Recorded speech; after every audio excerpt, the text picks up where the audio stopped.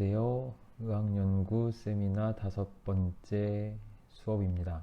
이번 수업에서는 에이미 가이드 44번 의학교육에서 성찰의 활용이란 주제의 에이미 가이드를 다뤄보도록 하겠습니다.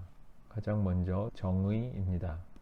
교육적 맥락에서 리플렉션은 생각을 다시 돌리는 프로세스라고 볼 수 있겠습니다. 특히 생각을 다시 턴백해서 하고자 하는 것은 무언가를 해석하고 분석하는 것이겠습니다. 그래서 성찰의 정의를 살펴보면 여러 사람들이 이렇게 각각의 방식으로 정의를 내린 바 있습니다. 교육적 맥락에서 성찰이란 것은 어떤 생각을 turn back, 뒤로 돌려서 해석하고 분석하기 위한 것인데, 성찰이란 것은 성찰적 학습 그리고 성찰적 실천을 위해 필수 불가결한 요소라고 할 수 있습니다.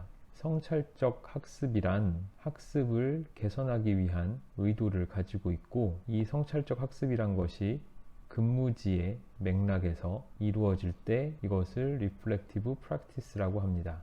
성찰적 실천이라고 하게 되고, 이 근무지의 맥락에서 이루어진단 말은 잘 정의되지 않은 문제에 대해서 성찰을 한다라는 말이 되겠습니다.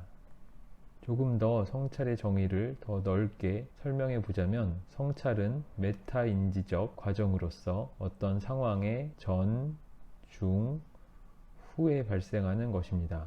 이러한 성찰의 목적은 자기 자신과 상황에 대한 더 큰, 더 깊은 이해를 하기 위한 것이고, 이 더 깊어진 이해를 통해서 미래의 비슷한 상황을 previous encounter와 이런 과거의 경험, 과거의 encounter로부터 정보를 얻어서 미래의 encounter에 활용하기 위한 것입니다.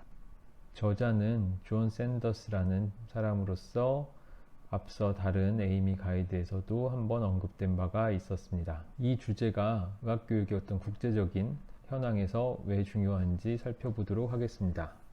성찰이라는 개념은 아주 많은 국가와 어떤 국제적 스테이트먼트, 즉 기대 성과에 대한 어떤 스테이트먼트는 졸업 역량이나 성과 등에 대한 스테이트먼트에서 아주 자주 등장하는 어떤 표현이기도 합니다. 또한 학부와 졸업 후 의학교육, 그리고 Continuing Medical Education, 즉 UME, GME, CME 모두에 걸쳐서 이 성찰이라는 개념은 대단히 널리 그리고 중요하게 다뤄지고 있습니다. 그래서 이 가이드의 목적은 이 개념에 대한 전반적인 개괄적인 설명을 제공하고, 또 성찰을 학부나 졸업 후 혹은 CME 단계에서 도입하고 평가를 효과적으로 할 수 있는데 현실적인 조언을 주는 데 있습니다.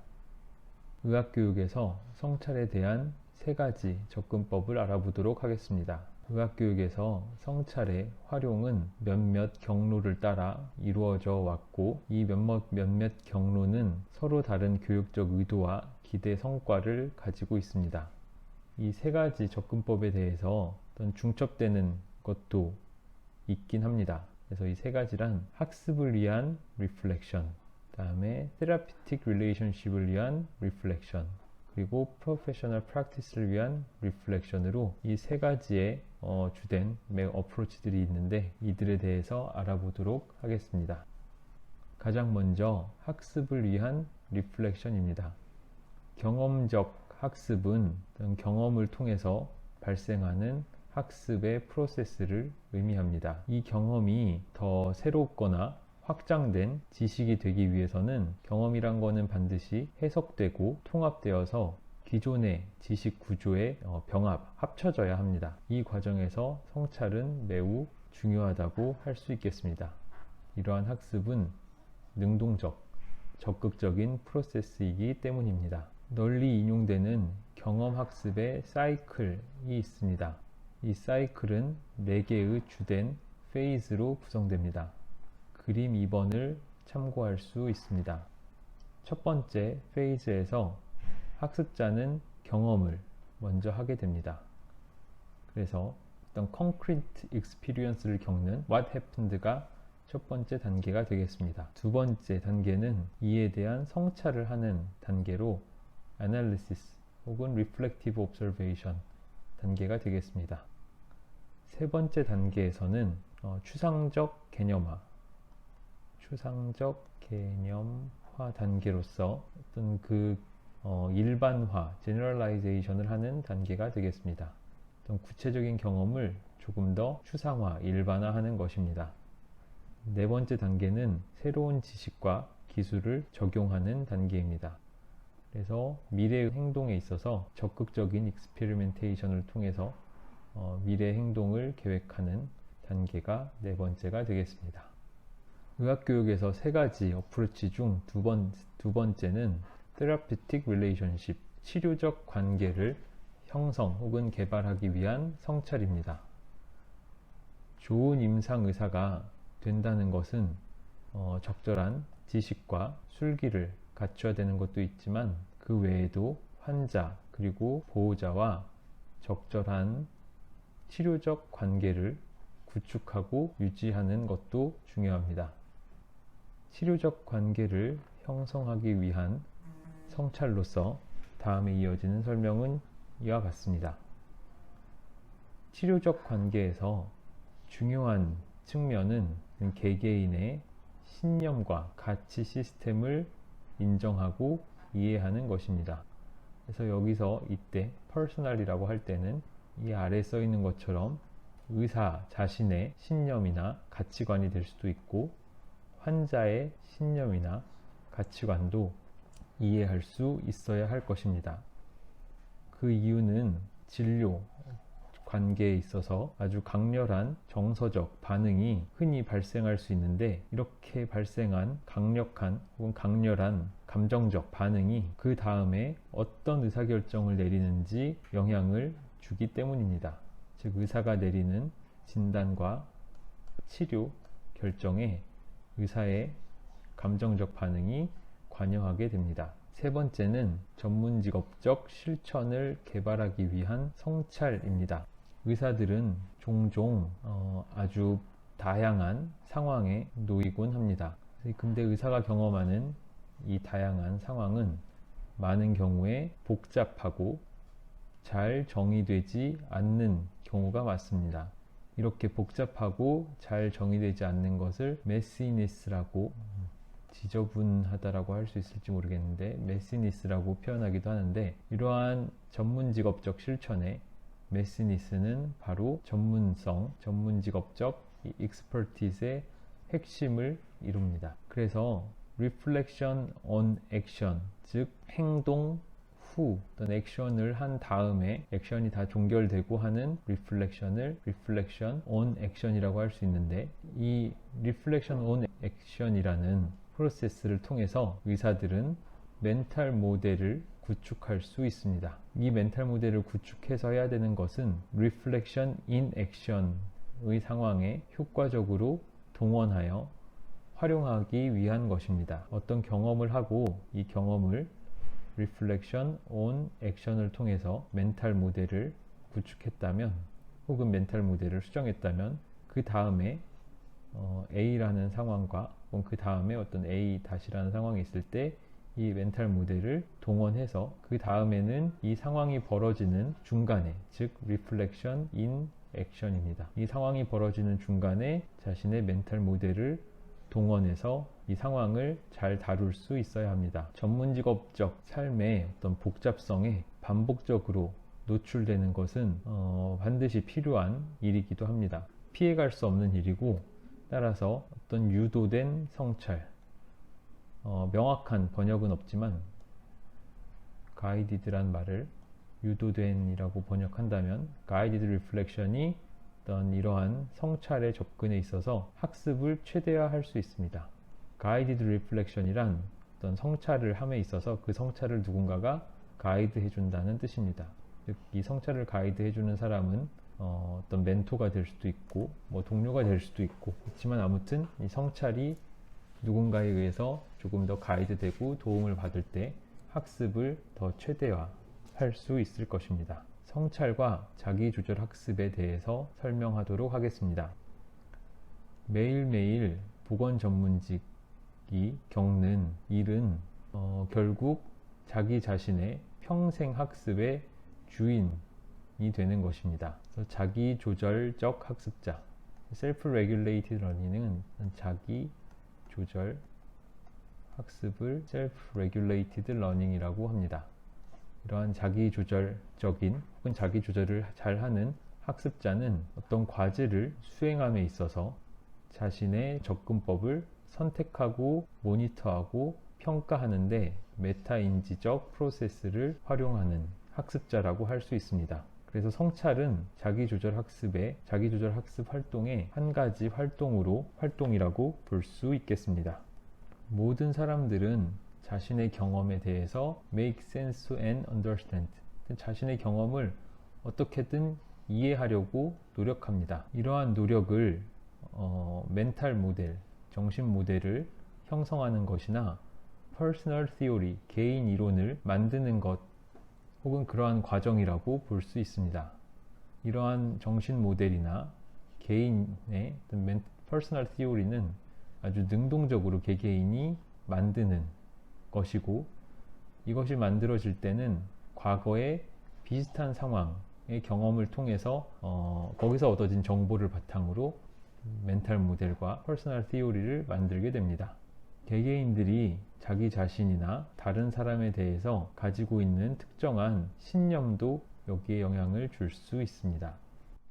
Transformative Learning이라는 용어를 잘 알아두고 학습할 필요가 있습니다. Transformative Learning은 가장 강력한 학습이라고 할 수 있습니다. 이것은 관점의 변화를 일으키는 학습입니다.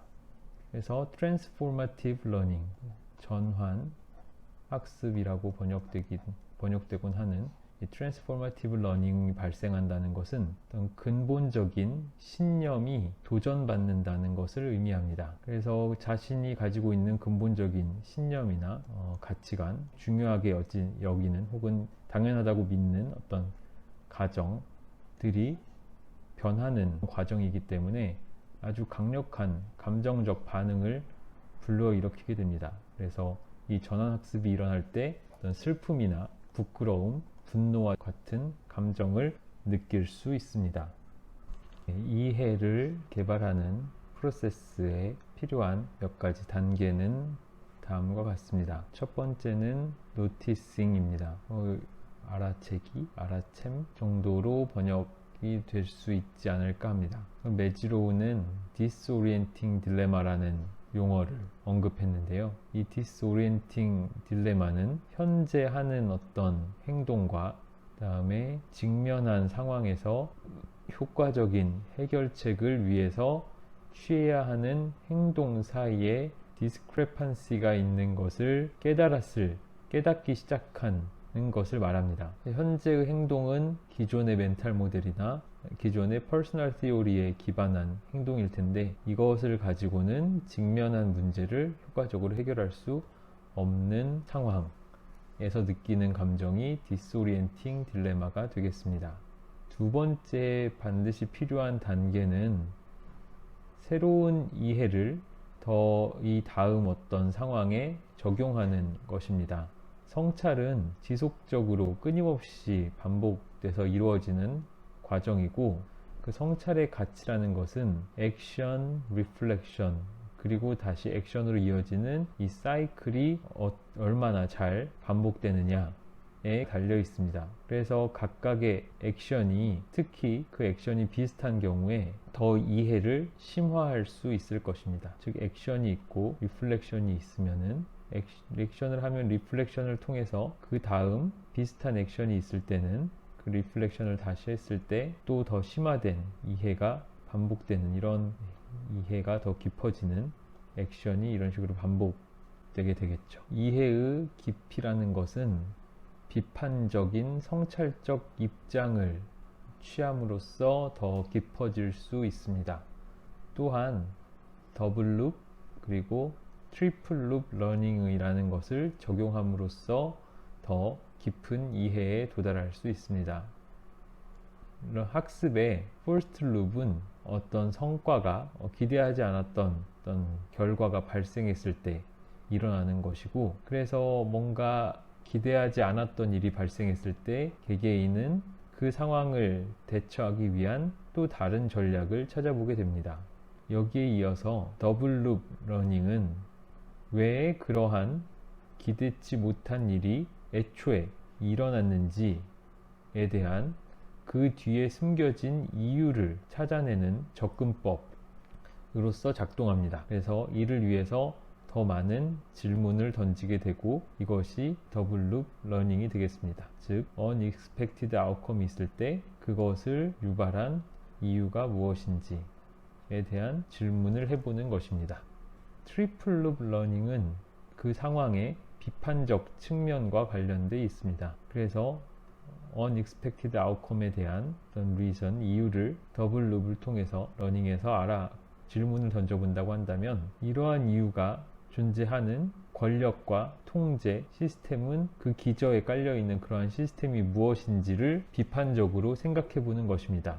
그래서 이때 중요한 질문은 왜 우리가 그러한 방식으로 해야만 하는가에 대한 조금 더 근원적인 질문을 던져보는 것입니다. 다음은 guided reflection입니다.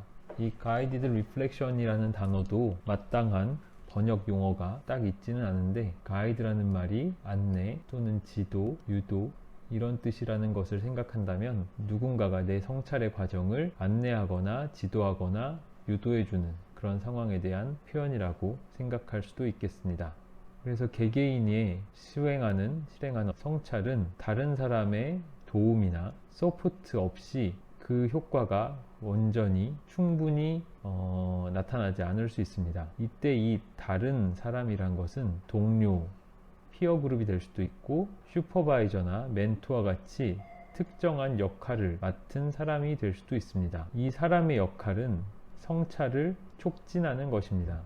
그래서 이 사람이 효과적으로 촉진하기 위해서는 성찰을 하는 사람에게 서포트와 챌린지를 모두 할 수 있는 그러한 기술이, 능숙함이 필요합니다. 퍼실리테이터는 이러한 서포트를 핵심적인 아주 카운셀링 그리고 멘토링 스킬을 통해서 서포트를 제공할 수 있습니다. 이때 이 스킬이란 것은 비판단적인 질문, 그러니까 잘잘못이나 좋고 나쁨을 판단하는 게 아니라 그러한 판단을 하지 않는 질문을 던지거나 차이를 수용하는 자세를 보여주는 것입니다. 유도된 성찰은 치료적 관계를 향상시키기 위한 의도로서 하는 성찰에 특히 유용합니다. 또한 전문직업적 실천을 향상시키기 위한 성찰에 특히 유용합니다.